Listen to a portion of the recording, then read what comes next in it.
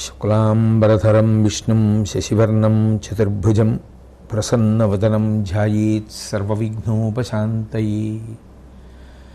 గురుర్బ్రహ్మా గురుర్విష్ణుః గురుర్దేవో మహేశ్వరః గురుః సాక్షాత్ పరం బ్రహ్మ తస్మై శ్రీ గురవై నమః. వాగర్ధావివ సంపృక్తౌ వాగర్ధ ప్రతిపత్తయే జగతః పితరౌ వందే పార్వతీ పరమేశ్వరౌ. సూక్తిం సమగ్రయతన స్వయమేవ లక్ష్మీ శ్రీరంగరాజమహిషీమధురైకటాక్షైః వైదగ్ధ్యవర్ణగుణగుంభనగౌరవైర్యాం కండూలకర్ణకుహరాः కవయోధయంతి. హైమోర్ధ్వపుండ్రమజహన్మకుటం సునాసం మందస్మితం మకరకుండలచారుగండం బింబాధరం బహుళదీర్ఘకృపాకటాక్షం శ్రీవేంకటేశముఖమాత్మని సన్నిధత్తాం. విమలపటి కమలకుటి పుస్తకరుద్రాక్షశస్తహస్తపుటి కామాక్షి పక్ష్మలాక్షి కలిత విపంచి విభాసి వైరించి.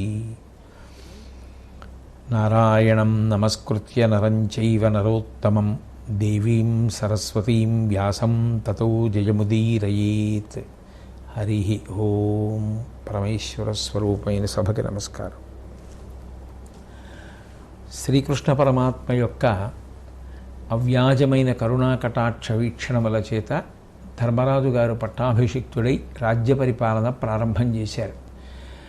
పట్టణాలలో ఉండేటటువంటి ప్రజలు, గ్రామాలలో ఉండేటటువంటి ప్రజలు కూడా ఎంతో సంతోషాన్ని పొందేటట్టుగా ప్రజల యొక్క కష్టసుఖాలను తెలుసుకుంటూ పరిపాలన చేస్తున్నారు.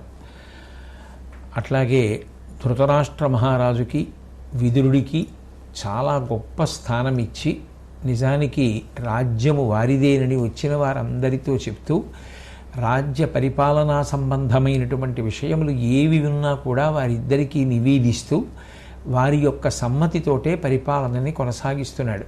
అట్లాగే తల్లి అయినటువంటి కుంతీదేవిని, గాంధారిని ఎంతో గౌరవిస్తున్నాడు.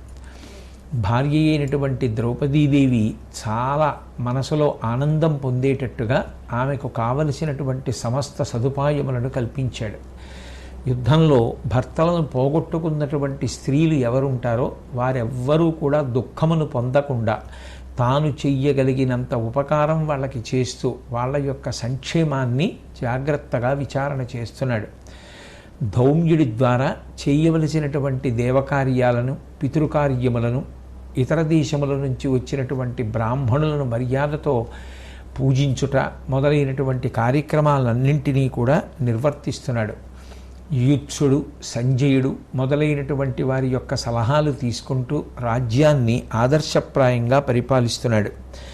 అందరికీ కూడా జీవన భృతి ఇతపూర్వం ఉన్నదానికన్నా అధికంగా కల్పించి రాజ్యంలో ఉన్న వాళ్ళందరూ కూడా ఎంతో సంతోషాన్ని పొందేటట్టుగా మంత్రులను గౌరవిస్తూ పరిపాలన చేస్తున్నాడు. అటువంటి ధర్మరాజు గారు ఒకనాటి ఉదయం బయలుదేరి శ్రీకృష్ణ పరమాత్మ యొక్క దర్శనం కోసమని వెళ్ళాడు. ఏది చేస్తున్నా ధర్మరాజు గారు మాత్రం మనసులో శ్రీకృష్ణ పరమాత్మ యొక్క ధ్యానాన్ని, ఆయన యందు ఉన్నటువంటి భక్తిభావాన్ని, ఆయనకి చేసేటటువంటి పూజాధికములను విడిచిపెట్టడు.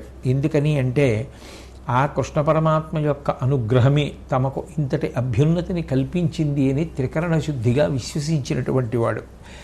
అటువంటి ధర్మరాజు గారు ఒకనాడు కృష్ణ పరమాత్మ యొక్క దర్శనానికి వెళ్ళేసరికి శ్రీకృష్ణ పరమాత్మ గొప్ప ధ్యానమగ్నుడై ఉన్నాడు.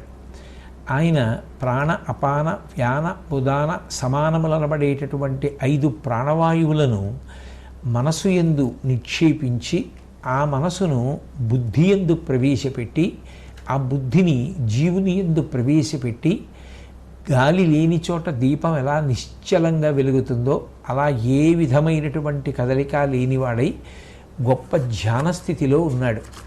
చూసినటువంటి ధర్మరాజు గారు ఆశ్చర్యపోయారు. లోకమంతా పరాత్పరుడైనటువంటి శ్రీకృష్ణ పరమాత్మని ధ్యానిస్తే శ్రీకృష్ణుడు ఎవరిని ధ్యానిస్తున్నాడు అని ఆశ్చర్యపోయి శ్రీకృష్ణ పరమాత్మను ఉద్దేశించి కొన్ని మాటలు చెప్పాడు.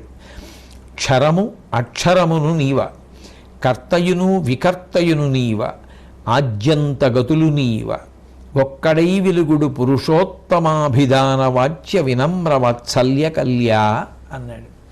ఓ శ్రీకృష్ణ పరమాత్మ, ఈ లోకంలో నశించిపోయేవి ఉంటాయి, నశించిపోనివి ఉంటాయి. నశించిపోనటువంటి వాటికి అన్నింటికీ కూడా నశించకుండా శాశ్వతముగా ఉండేటటువంటిది ఆధారభూతమై ఉంటుంది. ఆ నశించకుండా ఉండేటటువంటి ఆత్మలకు కూడా నువ్వు పరమాత్మ స్వరూపమైనటువంటి వాడివి. అటువంటి ఓ పరమాత్మ స్వరూపుడా, ఈ సమస్త సృష్టిని చేసినటువంటి వాడివి నువ్వు. అందుకే నువ్వే సృష్టికర్తవు. ఈ సృష్టిని అంతటినీ కూడా పోషించి కాపాడి నిలబెట్టినటువంటి వాడివి నువ్వే. అందుకే నువ్వే స్థితికర్తవు. చిట్ట చివర సమస్తమైనటువంటి ప్రాణులను తిరిగి నీలోకి తీసుకునేటటువంటి ప్రళయకర్తవు నీవే. అటువంటి నువ్వు వాత్సల్యంతో ఈ లోకాన్నంతటినీ చూస్తుంటావు కాబట్టి పురుషోత్తముడు అని కీర్తింపబడుతుంటావు. అటువంటి నువ్వు సమస్త ప్రాణులలో హృదయక్షేత్రమనందు వెలిగేటటువంటి వాడివి. అటువంటి నువ్వు ఇవాళ ఇంత ప్రశాంత చిత్తంతో హృదయంలో ఎవరిని ధ్యానం చేస్తున్నావు? నాకు చాలా ఆశ్చర్యంగా ఉంది. ఇది నేను తెలుసుకోవచ్చు, తెలుసుకోవడానికి నేను అర్హుణ్ణి అనుకుంటే నీ మనసులో ఎవరిని ధ్యానం చేస్తున్నావో నాకు తెలియచేయవలసినది అని ప్రార్థన చేస్తే కృష్ణ పరమాత్మ ఆ ధర్మరాజు గారికి జవాబు చెప్తున్నారు. గంగ యవ్వని తన గర్భంబునందతి శ్లాఘాసమేతయై సంభరించే, భార్గవుండెవ్వని పరమశిష్యుడుగాగ బడసి గురుత్వమెక్కుడుగనెగడే, ఆరాముతోడెవ్వనితో రాసి 23 దినములకు వాడితెరిగే, కాశీసుకన్యలు కారణంబుగబోరి యవ్వని కోడిరనేక నృపులు, వేదములు 4 ధనుర్వేదమును మహాస్త్రములు చింది యవ్వనియందు వెలిగే, అట్టి భీష్ముండు నన్నిప్పుడు ఆత్మతలచు చునికి తద్గతమయ్యన మనము అధిపా అన్నాడు. ఓ ధర్మరాజా, ఏ మహానుభావుణ్ణి కుమారుడిగా పొందినందుకు గంగమ్మ అంత సంతోషాన్ని పొందిందో, లోకంలో ఉండేటటువంటి సమస్త ప్రాణుల యొక్క పాపరాశులను కడగగలిగినటువంటి శక్తి కలిగినటువంటి నీటితో ప్రవహించేటటువంటి గంగమ్మ కూడా ఎవరిని కనడం చేత అంత సంతోషాన్ని పొందిందో, అటువంటి భీష్ముడు భార్గవుండెవ్వని పరమశిష్యుడుగాగ బడసి గురుత్వమెక్కుడుగనెగడే, ఎవరు తనకి శిష్యుడైనటువంటి కారణం చేత పరశురాముడు చాలా గొప్ప గురువు అని లోకంలో కీర్తిని పొందాడో, అంటే తగిన శిష్యుడు లభిస్తే గురువుకి కూడా అంత గొప్ప కీర్తి లభిస్తుంది. ఏ మహానుభావుడు ఆ పరశురాముడుకు శిష్యుడయ్యాడో ఆయన కారణం చేత పరశురాముడి యొక్క గురుత్వం లోకంలో ప్రకాశించింది. ఎవరో కాదు, భీష్మాచార్యుడు. భీష్మాచార్యుడు శిష్యుడైనటువంటి కారణం చేత పరశురాముని యొక్క గురుత్వం లోకంలో అంత ప్రసిద్ధి వహించింది.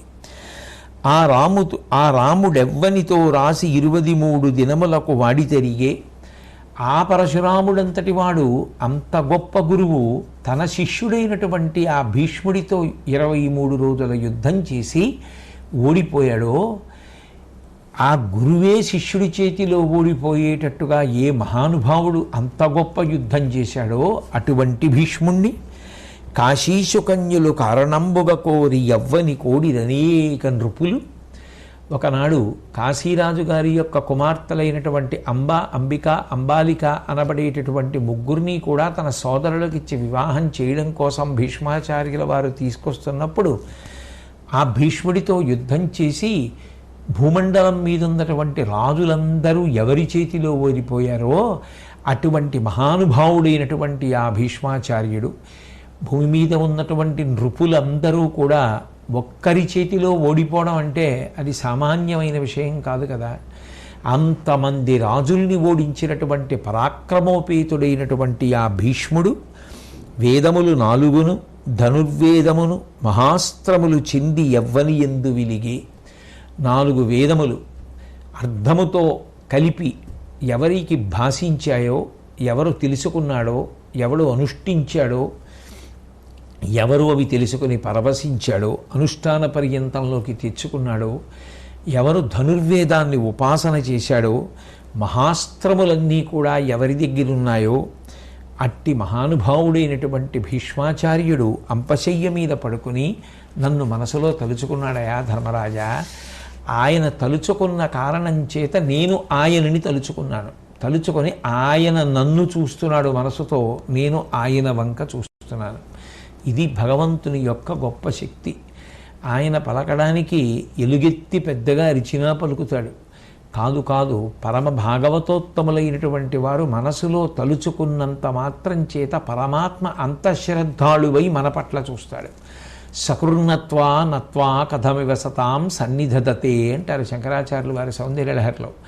సత్పురుషులైనటువంటి వారు ఒక్కసారి నమస్కరించినంత మాత్రం చేత పరమ సంతోషాన్ని పొంది రక్షించేటటువంటి స్వభావము కలిగినటువంటి పరమాత్మ కనుక, అటువంటి ఉత్తమ గుణములకు పెన్నిధి అయినటువంటి భీష్మాచార్యుల వారు అంపశయ్య మీద పడుచుకుని మనసులో శ్రీకృష్ణ పరమాత్మని స్మరించినంత మాత్రం చేత ధ్యానమగ్నుడై ఆ శ్రీకృష్ణ పరమాత్మ కూడా ఆ భీష్మాచార్యుల వారి వంక చూస్తున్నాడు. అంటే మనసుతోనే ఆయన వంక చూస్తున్నాడు. కాబట్టి నేను సమాధినిష్ఠుడనై ఆ భీష్ముణ్ణి స్మరించాను, ఆ భీష్ముడు నన్ను స్మరించాడు సమాధిలో ఉండి అని ధర్మరాజు గారికి చెప్పి, ధర్మరాజు గారితో శ్రీకృష్ణ పరమాత్మ ఒక మాట చెప్పారు. ఆ భీష్ముడు సకల విద్యలయందు జ్ఞానము కలిగినటువంటి వాడు. అటువంటి మహానుభావుడు శరీరాన్ని విడిచిపెట్టేస్తే ఇక వేదాంతాలు, తత్వము, జ్ఞానము ఇవన్నీ కూడా ఆశ్చర్యరహితమైపోతాయి. ఇది గురువు యొక్క వైభవం. శ్రీకృష్ణ పరమాత్మ గురువుల యొక్క వైభవాన్ని ప్రస్తుతి చేస్తున్నాడు. గురువు శరీరంలో ఉండడం గురువుకి కాదు ఉపకారం, గురువు శరీరంలో ఉండడం శిష్యులకు ఉపకారం. ఎందుకని అంటే గురువు ఎంతకాలం శరీరంలో ఉంటాడో అంతకాలమే శిష్యులతో మాట్లాడతాడు. శరీరము నేను కాదు అన్న విషయం గురువుకి తెలుసు. కాబట్టి శరీరం పతనమైపోతుంటే గురువు బెంగ పెట్టుకోడు. నైనం చిందంతి శస్త్రాన్ని నైనం దహతి పావకః నచైనం క్లేదయంత్యాపో నశోషయతి మారుతః. ఏది చిక్కు చెదరదో అటువంటి ఆత్మ నేను అన్న అనుభవాన్ని పొందినటువంటి మహాత్ముడు గురువు. అందుకే అటువంటి గురువు శరీరంతో ఎంతకాలం ఉంటాడో అంతకాలము శిష్యుల యొక్క ప్రశ్నలకు జవాబు చెప్తారు. శరీరంతో ఉన్నారు కాబట్టి శిష్యులు దర్శనాన్ని పొందుతారు. శరీరంతో ఉన్నారు కాబట్టి ఆ గురువులు శిష్యులతో మాట్లాడతారు, వారికి జ్ఞానబోధ చేస్తారు. ఒకసారి గురువుగారి శరీరం పతనమైపోయిందనుకోండి, ఇక ఆ గురువు శిష్యుడితో మాట్లాడడం ఆయనకి, ఆ శిష్యుడికి పోగొట్టుకున్నటువంటి పెద్ద పెన్నిధి కదూ. గురువు శరీరంలో లేడు, ఎలా మాట్లాడతాడు? ఇక మాట్లాడ్డు కాబట్టి పెన్నిధిని పోగొట్టుకున్నవాడెవరు? శిష్యుడే. అందుకే గురువు శరీరంతో ఉండడం ఎవరికి ఉపకారము అంటే శిష్యులకు ఉపకారం. కంచి కామకోటి పీఠాధిపత్యం వహించిన మహాపురుషులు చంద్రశేఖరేంద్ర సరస్వతి మహాస్వామి వారి శరీరంతో ఉండగా ఎంతమందికి పలికారు, ఎన్ని జవాబులు చెప్పారు, ఎంతమందికి ఊరట కల్పించారు, ఎంత జ్ఞానాన్ని పంచిపెట్టారు, ఎన్ని వేల అనుగ్రహ భాషణాలు చేశారు. రామకృష్ణ పరమహంస, వివేకానంద స్వామి, చంద్రశేఖర భారతీ స్వామి వారు, ఇటువంటి మహాపురుషులు శరీరంతో ఉన్నంత కాలం మాట్లాడుతూనే ఉంటారు. కాబట్టి వారి యొక్క మాటల చేత లోకము అజ్ఞానమును పోగొట్టుకుంటుంది. ఒక్కసారి ఆ గురువు శరీరాన్ని వదిలిపెట్టేస్తే ఇక శిష్యులకు జ్ఞానబోధ చేసేటటువంటి వాడు మిగలడు. కాబట్టి ఓ ధర్మరాజా, ఆ భీష్ముడు అంపశయ్య మీద పడుకుని ఉన్నాడు. ఆయన అట్లా శాశ్వతంగా ఉండిపోతాడా ఏమి? ఉత్తరాయణ పుణ్యకాలం కోసం ఎదురు చూస్తున్నాడు. ఆయనకి శరీరంతో తాదాత్మ్యత లేదు, ఆయన శరీరం వదిలిపెట్టేస్తాడు. త్వరపడవలసిన వాళ్ళు మీరు. అటువంటి మహానుభావుడు శరీరం వదలపెట్టకముందే ఆయనని ఆశ్రయించాలి. ఆశ్రయించి సమస్త ధర్మములు ఆయన నుండి తెలుసుకో అని ధర్మరాజు గారితో చెప్పాడు.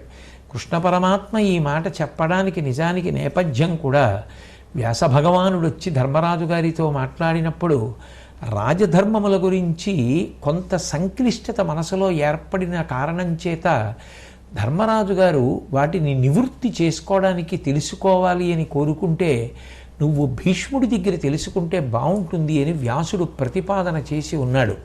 దానిని నారదుడు కూడా సమర్థించాడు. మహాత్ముల వాక్కు ఊరకపోవడానికి వీల్లేదు. అందుకే శ్రీకృష్ణ పరమాత్మ అటువంటి భీష్మాచార్యుల వారి యొక్క దర్శనం చేసి ఆ భీష్ముడు శరీరంతో ఉండగా ఆయన దగ్గర జ్ఞానబోధ పొందవలసినది అని చెప్పి ధర్మరాజు గారిని ఆదేశించాడు. ధర్మరాజు గారు దానికి సంసిద్ధులయ్యారు. ఈలోగా శ్రీకృష్ణ పరమాత్మ ధర్మరాజు యొక్క ప్రార్థనని మన్నించాడు. మన్నించి తప్పకుండా మనం బయలుదేరి అక్కడికి వెడదాం అని కృష్ణ పరమాత్మ ప్రతిపాదన చేశారు. ధర్మరాజు కూడా అంగీకరించి ఎంతో సంతోషించి కృష్ణుడి మాట కాదనడు కాబట్టి మనం వెళ్ళి ఆ భీష్మాచార్యుల వారి దర్శనం చేసుకుని ఆయన నుండి సమస్త జ్ఞానాన్ని పొందుదామని అంగీకరించాడు. అంగీకరించినటువంటి ధర్మరాజు శ్రీకృష్ణ పరమాత్మతో ఒక మాట అన్నారు. శంతనుసూను గౌరవము సర్వము ముందును వింటి విప్రులత్యంతము వెట్క చెప్ప అతడట్టిడ అతని నీవు మున్నుగా నెంతయు భక్తి కాంచుటకు నేమది కోరెద అమ్మహాత్ముడున్ సంతతమందు నీదైన సన్నిధిగాంచిన భక్తవత్సల. ఓ శ్రీకృష్ణ పరమాత్మ, నువ్వు చెప్పినట్టుగా భీష్మాచార్యుల వారి దర్శనానికి వెళ్ళి వారు చెప్పినటువంటి బోధని నేను తప్పకుండా వింటాను.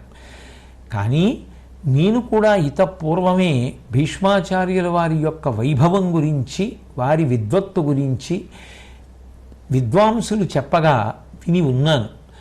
కానీ నా కోరిక ఏమిటి అంటే నేను భీష్మాచార్యుల వారి దర్శనానికి వెళ్ళడం కాదు, నిన్ను ముందు పెట్టుకుని భీష్మాచార్యుల వారి దర్శనానికి వెడదామనుకుంటున్నాను. ఎందుకని అంటే నిన్ను చూసినట్లయితే భీష్మాచార్యుల వారు చాలా సంతోషిస్తారు మనసులో. నిజానికి ధర్మరాజు గారికి మనసులో ఒక చిన్న శంక ఉంది. గురువు అయినటువంటి ద్రోణాచార్యుల వారిని సంహరించాడు కదా, వెళ్ళిన తర్వాత భీష్మాచార్యులు వారు ఆదరిస్తారో, ఏమైనా కఠినంగా మాట్లాడతారో అని ఒక చిన్న బెంగ. కాబట్టి ఓ కృష్ణ పరమాత్మ, నువ్వు ముందుండగా నేను విడితే భీష్ముడు కూడా సంతోషిస్తాడు నీ దర్శనం చేత. తదనంతరం నాకు కూడా భీష్మ దర్శనం లభిస్తుంది. భీష్ముడు చెప్పేటటువంటి మాటలు విని అజ్ఞానాన్ని పోగొట్టుకునేటటువంటి అవకాశం కలుగుతుంది.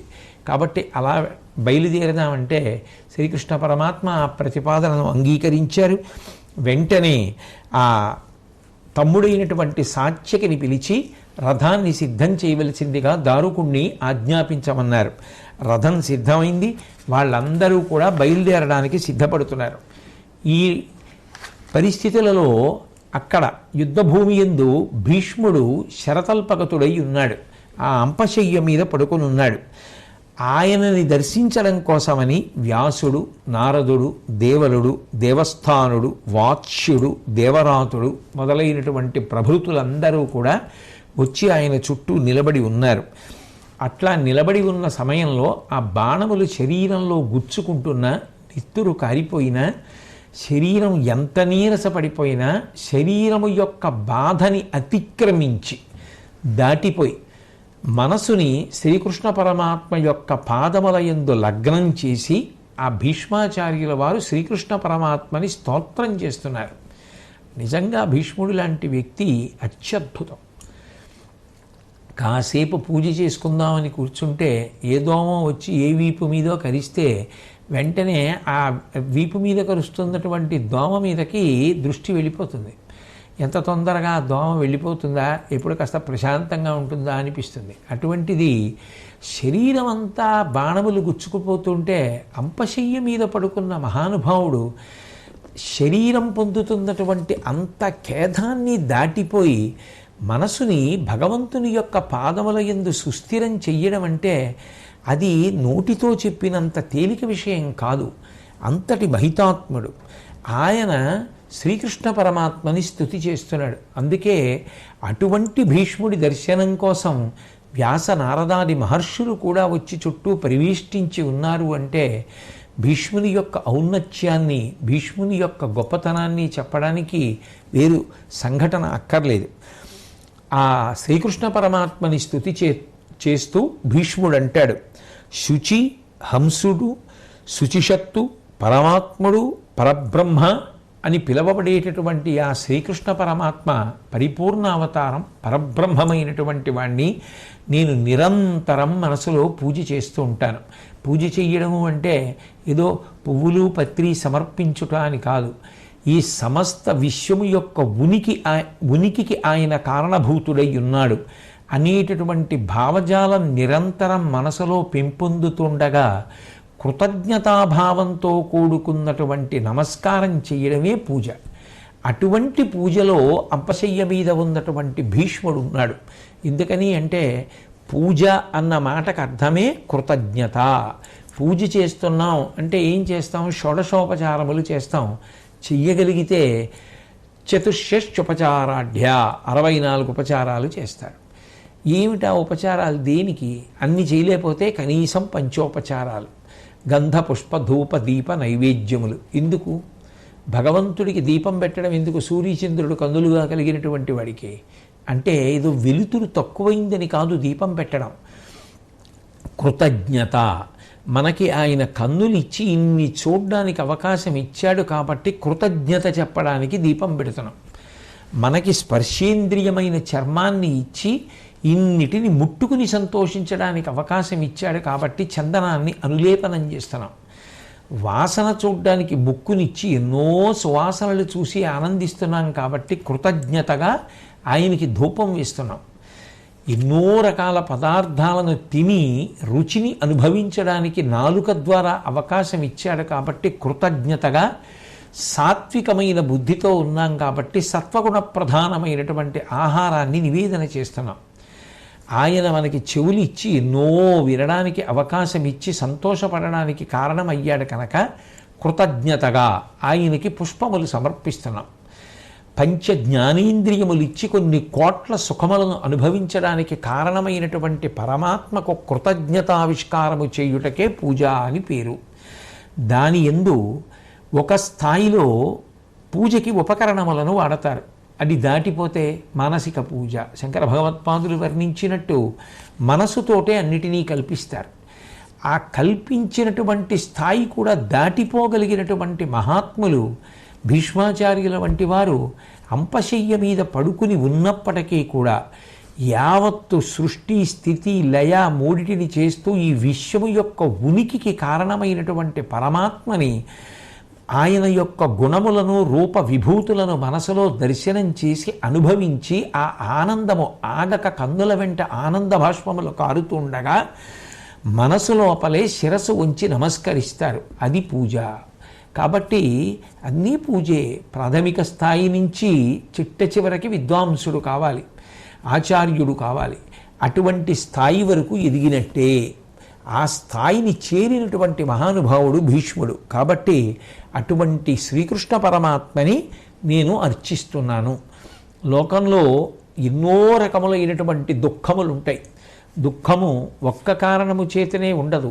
శరీరమునకు బాధ కలిగితే దుఃఖం, మనసుకి బాధ కలిగితే దుఃఖం, తనవారన్న వారికి బాధ కలిగితే దుఃఖం. విశాలమైన మనసు కలిగిన వాడి అయితే ఎవరికి బాధ కలిగినా దుఃఖం. ఇన్ని దుఃఖములకు పరిష్కారమైనటువంటిది ఏది అంటే ఆ భగవంతుని యొక్క స్మరణయే. ఎవరైనా ఆ శ్రీకృష్ణ పరమాత్మయే. ఏ శ్రీకృష్ణ పరమాత్మ యొక్క స్మరణములు అన్ని రకములైనటువంటి దుఃఖములు అనబడేటటువంటి రోగములకు ఔషధమో అటువంటి శ్రీకృష్ణ పరమాత్మ యొక్క స్మరణమును నేను నిరంతరము మనసునందు నిలబెట్టుకొని ఉన్నవాడను. అటువంటి పుణ్యపురుషుడైనటువంటి ఆ శ్రీకృష్ణ పరమాత్మ సకల దుఃఖములను దాటగలిగినటువంటి స్థితిని కల్పించగలిగినటువంటి వాణ్ణి నేను మనసులో ప్రార్థన చేయుచున్నాను. ఆయనే ఈ విశ్వము యొక్క సృష్టికి స్థితికి లయకు కారణమయ్యున్నాడు. నిజానికి ఈ సమస్త ప్రాణిజాతము, ఈ సమస్త బ్రహ్మాండములు కూడా ఆయన ఆధారముగా నిలబడి ఉన్నాయి. ఆయన అఖిలాండకోటి బ్రహ్మాండ నాయకుడై ఉన్నాడు. రత్నములన్నీ పైకి కనపడకపోయినా ఒక దారమునందు గుర్చబడినట్టు, అట్లాగే పువ్వులన్నీ కూడా నారచేత కట్టబడినట్లు ఈ సమస్తమైనటువంటి బ్రహ్మాండములు విశ్వము కూడా ఆయన యందు పరివ్యాప్తమై ఉన్నది. ఆయన చేత పరివ్యాప్తమై ఉన్నది. ఆయన యందు నిలబడి ఉన్నది. కెరటములు లేని సముద్రం ఎలా ఉండదో, లేదా కెరటములు లేని సముద్రం ఇంకా లోపలికెడితే ఉంటుంది. సముద్రము లేకుండా కెరటములు ఉండే అవకాశం లేదు. కెరటములు లేని సముద్రం ఉంటుంది, కానీ సముద్రము లేని కెరటములు ఉండవు. అట్లా ఏ పరమాత్మ లేకుంటే ఈ విశ్వము లేదో, ఈ విశ్వము లేకపోయినా పరమాత్మ ఉంటాడో అటువంటి ఆ శ్రీకృష్ణ పరమాత్మకు నేను నమస్కరించుతున్నాను. హరి సహస్రశీర్షున్ పరము సహస్రాక్షు వేదమయు సహస్రపాదు అలతులైన వారి కంటే నలతి పెద్దలకును చాలా పెద్దయగు దయాళు కొలుతూ. సహస్రశీర్ష పురుష సహస్రాక్ష సహస్రపాత్ అంటాం కాదు. సహస్రం అంటే 1000 అని కాదు, అనంతము. అనంతమైనటువంటి రూపాలతో ప్రకాశిస్తున్నటువంటి పరమాత్మ ఎవరైతే ఉన్నాడో, అన్నిటికన్నా చిన్న స్వరూపంతో సూక్ష్మాతి సూక్ష్మంగా ప్రకాశిస్తున్న వాడెవరున్నాడో, అన్నిటికన్నా పెద్ద స్వరూపంతో ప్రకాశిస్తున్న వాడెవరున్నాడో, అణోరణీయాన్ మహతో మహీయాన్ అని వేదము చేత ఎవరు ప్రస్తుతి చేయబడ్డారో అటువంటి పరమాత్మ అయినటువంటి ఆ శ్రీకృష్ణ పరమాత్మకు నేను నమస్కరించుతున్నాను అంటూ, ఆయన అమృతమయుడు. అమృతవపుహు అంటాం కదా విష్ణు సహస్రనామ స్తోత్రంలో. అందరి యొక్క శరీరములు సప్తధాతువులతో చేయబడితే పరమేశ్వరుడి యొక్క శరీరము అమృతమయమై ఉంటుంది.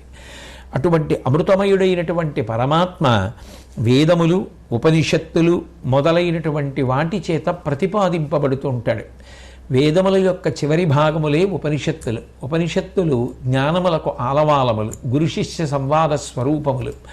అటువంటి వేదముల చేత ఉపనిషత్తుల చేత ప్రతిపాదింపబడేటటువంటి వాచ్యస్వరూపుడై సత్యస్వరూపుడై భక్తి చేత మాత్రమే పొంద తగినటువంటి వాడైనటువంటి పురుషోత్తముడైన పరమాత్మ ఎవరై ఉన్నాడో ఆయనను నేను ధ్యానము చేయుచున్నాను. ఆ పురుషోత్తముడు ఎవరో కాదు, సాక్షాత్ శ్రీకృష్ణ పరమాత్మయే. అరణి అగ్ని వడముకరణి దేవకి యందు విప్రకర్మ యజ్ఞ వేదగుప్తికై జనించెనెవ్వడ వసుదేవు నందను భజింతు నేకతా నిరూఢి. ఆ వసుదేవుడికి దేవకీదేవికి శ్రీకృష్ణ పరమాత్మ అన్న పేరుతో ఏ మహానుభావుడు ఆవిర్భవించాడో, ఏ పరమాత్మ యజ్ఞములను వేదములను సర్వకాలముల యందు సంరక్షణ చేస్తూ ఉంటాడో అటువంటి కృష్ణ పరమాత్మకు నమస్కరించుతున్నాను. ఏవం ప్రవర్తితం చక్రం నానువర్తయతీహయ అఘాయురింద్రియారామో మోహం పార్థ సజీవతి అంటాడు భగవద్గీతలో. ఆ వేదములను ఆధారము చేసుకుని యజ్ఞము చేయబడుతోంది. ఆ యజ్ఞమునందు ఇవ్వబడినటువంటి హవిస్సు దేవతలకు అందుతోంది. ప్రీతి చెందినటువంటి దేవతలు సంతోషించి వర్షాన్ని కురిపిస్తున్నారు. వేళపట్టున పడినటువంటి వర్షం ఆధారంగా భూమి మీద పాడి పంట కలుగుతోంది. పాడి పంట కలిగితే మనుష్యులు పశువులు కూడా కడుపు నిండా ఆహారం తిని నీళ్లు తాగుతున్నాయి. సంతోషాన్ని పొందినటువంటి మనుష్యులు ఉత్కృష్ట ప్రాణులు కనుక వాళ్ళు మళ్ళీ యజ్ఞం చేస్తే యజ్ఞంలోంచి మళ్ళీ హవిస్సు దేవతలకు అందుతోంది. ఇదొక ధర్మచక్రం. ఈ ధర్మచక్రం తిరగడానికి ఆధారభూతములైనవి అంటే యజ్ఞము వేదము. ఈ యజ్ఞమును వేదమును సంరక్షించడానికి ఏ మహానుభావుడు దేవకీ వసుదేవుల కడుపున అవతారమును ఎత్తి ఒక రూపంతో ఈ భూమి మీద ప్రభవించాడో ఆయన అంతటా నిండి నిబిడీకృతమైనటువంటి వాడు. ఆ కంటికి కనపడేటటువంటి వాటిలో చెవులకు వినపడేటటువంటి సమస్త శబ్దములలో నారాయణ స్వరూపుడై ఆయనే ఉన్నాడు. దృశ్యతే శ్రూయతేపి వా అంతర్బహిశ్చ తత్సర్వం వ్యాప్య నారాయణ స్థితః అని కదా. అటువంటి పరమాత్మ ఒక రూపాన్ని పొంది వచ్చాడు. అజాయమానో బహుధా విజాయితే. నిజానికి ఒక శరీరాన్ని పొందవలసిన అవసరం లేకుండా అంతటా పరివ్యాప్తమైనటువంటి ఆ పరమేశ్వరుడు ఒక రూపాన్ని పొంది ఈ భూమి మీదకు వస్తే అవతారము అంటారు. వేదములను యజ్ఞములను సంరక్షించడానికి దేవకీ వసుదేవుల కడుపున శ్రీకృష్ణ పరమాత్మ అన్న పేరుతో ఆవిర్భవించినటువంటి ఆ పరబ్రహ్మమునకు నేను నిరంతరము నమస్కరించుతున్నాను. భీష్ముడు చెప్పుకుంటున్నటువంటి స్తుతి పాఠం. అంపశయ్య మీద పడుకుని మహానుభావుడు ఆ శ్రీ మహావిష్ణువు ద్వాదశ ఆదిత్య స్వరూపమై ఉన్నాడు. 12 ఆదిత్యులు ఆయన యొక్క స్వరూపమే. ఒకనాడు బలిచక్రవర్తి యొక్క అహంకారాన్ని అణచడానికి, అట్లాగే దేవేంద్రుణ్ణి అనుగ్రహించడానికి వామనమూర్తిగా ఆవిర్భవించినటువంటి ఆ శ్రీ మహావిష్ణువుకి నమస్కరించుతున్నాను. సురపితృకోట్లం పూర్వాపరపక్ష దినముల అమృతపాన ప్రీతిం వరయం చేయిచు వెలిగెడు హరి సోమాత్మకుని గొల్తు ఆత్మేశ్వరునిన్. శుక్లపక్షంలో దేవతలందరికీ ఓషధుల ద్వారా ఎవరు అమృతాన్ని అందిస్తున్నాడో, కృష్ణపక్షంలో పితృదేవతలందరికీ కూడా ఓషధుల ద్వారా ఎవరు అమృతాన్ని అందిస్తున్నాడో, ఏ మహానుభావుడు సోమాత్మక స్వరూపుడై మనసుకి అధిదేవతయై నాలోనే అంతరాత్మగా వెలుగొందుతున్నాడో, అటువంటి పరమాత్మ స్వరూపుడైన వానికి దేవతలకు పితృదేవతలకు అహంస్ఫురణము చేత చూపించబడేటటువంటి యజమాన స్వరూపినైనటువంటి నాకు ఆధారభూతుడై ఒక్కడు ఇంతమందికి పరమాత్మయి ప్రకాశిస్తున్నాడో అటువంటి శ్రీకృష్ణ పరమాత్మకు నేను నమస్కరించుచున్నాను. ఒకానొకనాడు కశ్యప ప్రజాపతికి సుపర్ణపక్షుడైనటువంటి గరుత్మంతునిగా ఆవిర్భవించి తల్లి యొక్క దాస్యాన్ని పోగొట్టడానికి కారణమైనటువంటి ఆ గరుత్మంతుని యొక్క ఆత్మస్వరూపుడైనటువంటి ఆ శ్రీ మహావిష్ణువునకు నేను నమస్కరించుచున్నాను. అంతటి పరమాత్మ ఒకరి చేత తెలియబడనివాడు, వేదం కూడా ఇక నేను ఆయన గురించి చెప్పడం సాధ్యం కాదని ఎక్కడ వెనక్కి తిరిగిపోయిందో, మనసు ఏ పరమాత్మ స్వరూపాన్ని పట్టుకోవడం సాధ్యం కాదో, యతో వాచో నివర్తంతే అప్రాప్య మనసా సహా అని పేర్కొనబడిందో, అటువంటి పరమాత్మ స్వరూపుడైనటువంటి వాడు శ్రీకృష్ణ పరమాత్మగా ఆవిర్భవించి తల్లి అయినటువంటి యశోదాదేవి చేత నడుమునందు త్రాటి చేత కట్టబడ్డాడో, దామ్నా ఉదరే మాత్రా బద్ధ ఇది దామోదర, కట్టబడి దామోదరుడిని కీర్తింపబడ్డాడో, ఏ మహానుభావుడు కడుపు మీద తులసిమాల చేత అలంకృతుడవుతుంటాడో, అటువంటి భక్తికి లొంగిపోయేటటువంటి లక్షణము కలిగినటువంటి ఆ దామోదర స్వరూపుడైనటువంటి శ్రీకృష్ణ పరమాత్మను నేను కీర్తించుచున్నాను అంటూ ఆయన యోగులు మాత్రమే చూడగలిగినటువంటి ఆ అంతర్ముఖత్వమునందు మాత్రమే లభించేటటువంటి ప్రకాశస్వరూపుడైనటువంటి ఆ శ్రీకృష్ణ పరమాత్మకు శేషశయనుడై యోగముద్రానిద్రితుడై ఆ యోగనిద్రా ముద్రను పట్టి లోకములను కాపాడేటటువంటి శ్రీ మహావిష్ణువుకు నమస్కరించుతున్నాను. నిద్రాముద్రాం నిఖిల జగతి రక్షణే జాగరూకం అంటారు. మనం నిద్రపోతే తామసిక నిద్ర, బయట ఏమవుతోందో మనకి తెలియదు. కానీ శ్రీ మహావిష్ణువు దక్షిణాయన పుణ్యకాలంలో పడుకుంటారు అంటారు. పడుకుంటారు అంటే అది తామసిక నిద్ర అయి ఆయన ఏదో అదే పనిగా నిద్రపోతారు అని కాదు. నిద్ర ఒక ముద్ర. ఆ నిద్రతో ఆయన మన లోపలికి చూస్తూ ఉంటారు. మనం ఎంత భక్తిభావంతో ఉన్నాం, ఎంత శాస్త్రం మీద నమ్మకంతో ఉన్నాం, ఎంత విశ్వాసంతో ఆ కార్యక్రమాన్ని నిర్వహిస్తున్నాం, ఎంత పూనికతో శాస్త్రాన్ని ప్రమాణంగా స్వీకరించామనేటటువంటి దాన్ని తన అంతర్నేత్రంతో మన ఆంతరమునందు చూస్తూ ఉంటారు. కాబట్టి మనలోకి చూస్తూ ఉంటారు. కాబట్టి నిద్ర ముద్ర.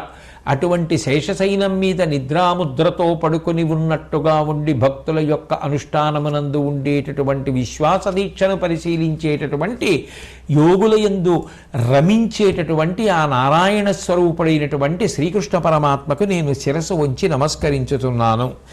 చరణనాభిశీర్షంబులు ధరయు అంతరిక్షమును దివమును జగచ్చక్షురగ్ని దిశలు దృగ్ముఖ శ్రోత్రముల్ దీప్తులిం మహాంగునకు అట్టి హరిని లోకాత్ముతలతో.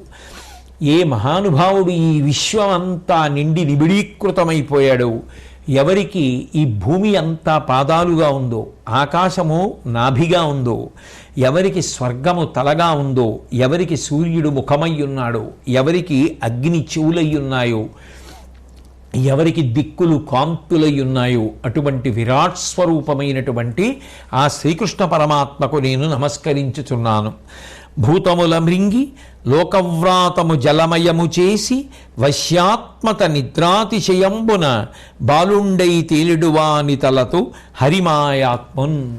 ఈ సమస్తమైనటువంటి సృష్టిని కూడా మహాప్రళయమునందు ప్రళయ జలములలో ముంచివేసి లోకంబులు లోకేశులు లోకస్తులు తెగిన తుది అలోకంబగు పెంజీకటి కావల యవ్వండేకాకృతి వెలుగు అతని నీ సేవింతుందని భాగవతంలో చెప్పినట్టుగా ఆ మహాప్రళయమనందు సమస్తమైనటువంటి బ్రహ్మాండములు ప్రళయజలముల యందు కలిసిపోయి సూర్యచంద్రుల యొక్క కాంతి ప్రకాశము లేక కటిక చీకటిలో ఉన్నప్పుడు, ప్రాణులేవీ లేకుండా ఈ సృష్టి అంతా నిశ్శేషమైపోయినప్పుడు తాను మాత్రం ఒక్కడు మిగిలి ఆ మర్యాకు మీద పడుకుని ఉండేటటువంటి మహానుభావుడైనటువంటి ఆ వటపత్రశాయి అయిన ఆ శ్రీకృష్ణ పరమాత్మ ఎవరు ఆద్యంతములు లేక ప్రకాశిస్తున్నాడో అటువంటి శ్రీకృష్ణ పరమాత్మ, ఆయనకు నేను నమస్కరించుతున్నాను. మళ్ళీ ఆయన సంకల్పం చేతనే సృష్టి ప్రారంభమవుతుంది. మళ్ళీ దాన్ని స్థితికర్త అయి నిలబెట్టేవాడాయనే, మహాప్రళయంలో తనలోకి తీసుకునేవాడాయనే. ఏ ప్రాణులు లేనటువంటి సమయంలో తానొక్కడు ప్రళయజలముల మీద మర్రియాకు మీద చిన్నపిల్లవాడిలా తేలుతూ కరారవిందేన పదారవిందం ముఖారవిందే వినివేశయంతం వటస్య పత్రస్య పుటీశయానం బాలం ముకుందం మనసాస్మరామి అంటారు శ్రీకృష్ణ కర్ణామృతంలో. ఆ మర్రియాకు మీద పడుకొని తన కాలి బొటనవేలు తీసి తన నోట్లో పెట్టుకుని చీకుతూ తాగుతూ అమృతమపుహు కనుక అమృతాన్ని ఆస్వాదిస్తూ తనలో తాను సంతోషిస్తూ ఒక్కడు మిగిలిపోయేటటువంటి పరమాత్మ స్వరూపమైనటువంటి ఆ శ్రీకృష్ణ పరమాత్మను నేను ధ్యానించి నమస్కరించుతున్నాను. వదన బాహూరు పదములెవ్వాడు విప్రరాజ వైశ్య శూద్రులకు సంప్రభవ దేశములుగా వెలుగొందు అమ్మహామూర్తి విభవ దీప్తు వర్ణాత్మకుని ప్రణుతింతు విష్ణు. ఏ మహానుభావుడి యొక్క శరీరంలో ఆ శిరస్సు అనగా ముఖము, భుజములు, అట్లాగే తొడలు, పాదములు 4 వర్ణములై ప్రకాశిస్తున్నాయో, ఈ సమస్త విశ్వమునందుండేటటువంటి మనుష్యులు 4 వర్ణములు 4 అవయవముల యందు ప్రకాశిస్తున్నాయో అటువంటి విరాట్ రూపమైనటువంటి ఆ శ్రీ మహావిష్ణు స్వరూపమైన శ్రీకృష్ణ పరమాత్మకు నేను నమస్కరించుతున్నాను. ఆయనే ఈ కాలమునందు విభాగము చెంది నెలలని, ఋతువులని, ఆయనములని, దక్షిణాయనమని, ఉత్తరాయణమని ఈ లోకాన్నంతటినీ కూడా సృష్టి, స్థితి, లయ అనబడేటటువంటి 3 విధములైనటువంటి క్రమంలో తిప్పుతున్నాడు. ఇత పూర్వం లేని ప్రాణి వచ్చింది, సృష్టి కొంతకాలం ఉంది, స్థితి ఒకనాడు పడిపోయింది, బ్రహ్మాండమనందు కలిసిపోయింది, లయము. ఈ సృష్టి, స్థితి, లయ అనేటటువంటి 3టిని కాలమునందు ఎవరు చేస్తున్నారు? ఆ కాలము నిజానికి ఏకధారగా ప్రవహిస్తుంటే అది ఉపాసనా సౌలభ్యము కొరకు నెలలుగా, ఆయనములుగా, సంవత్సరములుగా ఎవరి అనుగ్రహము చేత విభాగము చేయబడి ఉన్నదో అటువంటి కాలస్వరూపుడైన పరమాత్మకు నమస్కరించుతున్నాను. కాల కలయతామహం అంటాడు భగవద్గీతలో కృష్ణ పరమాత్మ. నేనే కాలస్వరూపుడుగా ఉండి సమస్త జీవుల యొక్క పుణ్యపాపములను విచారణ చేసి వారు చేస్తున్నటువంటి కర్మలనన్నిటినీ కూడా జ్ఞాపకంలో ఉంచుకున్నాను అంటాడు.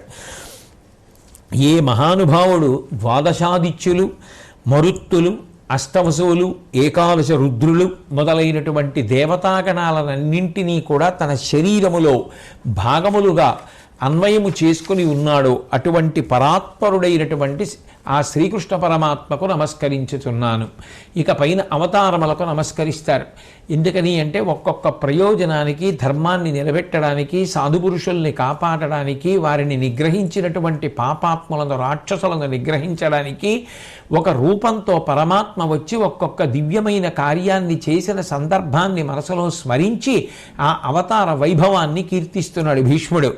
ఒకానొక నాడు సోమకుడనబడేటటువంటి రాక్షసుడు వేదములను అపహరించి సముద్రం యొక్క అడుక్కి వెళ్ళిపోతే మళ్ళీ ఏ శ్రీకృష్ణ పరమాత్మ మత్స్యావతారాన్ని స్వీకరించి సోమకాసురుడనేటటువంటి రాక్షసుడిని సంహరించి వేదములను తీసుకొచ్చి సృష్టి చెయ్యడానికి ప్రమాణంగా, ధర్మానికి ప్రమాణంగా చతుర్ముఖ బ్రహ్మగారికి అందించాడో అటువంటి మత్స్యమూర్తి అని పేరు కలిగినటువంటి శ్రీకృష్ణ పరమాత్మకు నమస్కరించుతున్నాను. అమృతోత్పాదనము కొరకు దేవతలు, దానవులు కలిసి క్షీరసాగర మథనం చేసినప్పుడు ఆ మందర పర్వతాన్ని కవ్వంగా చేసుకుంటే అది జారి పాలసముద్రంలో పడిపోకుండా తన శరీరాన్ని ఆధారభూతం చేసి ఆదికూర్మమై ఎవరు ఆ మందర పర్వతం కింద చేరి క్షీరసాగర మథనానికి కారణమై, అమృతోత్పాదనకు కారణమై, దేవతల యొక్క, దానవుల యొక్క కోరిక తీరడానికి కారణమైనటువంటి వాడున్నాడో అటువంటి నారాయణ స్వరూపుడైనటువంటి శ్రీకృష్ణ పరమాత్మకు నమస్కరించుతున్నాను. పర్వతములతోటి, అరణ్యములతోటి, సముద్రములతోటి కూడి ఉన్నటువంటి ఈ భూమి అంతటినీ కూడా ఒకానొకనాడు వరాహస్వరూపుడై తన దంస్త్ర మీద పైకెత్తినటువంటి పరాత్పరుడైనటువంటి ఆ ఆదివరాహమూర్తికి నేను నమస్కరించుతున్నాను. ఒక్క కోర మీద భూమిని అంతటినీ పైకి లేపాడు కదూ.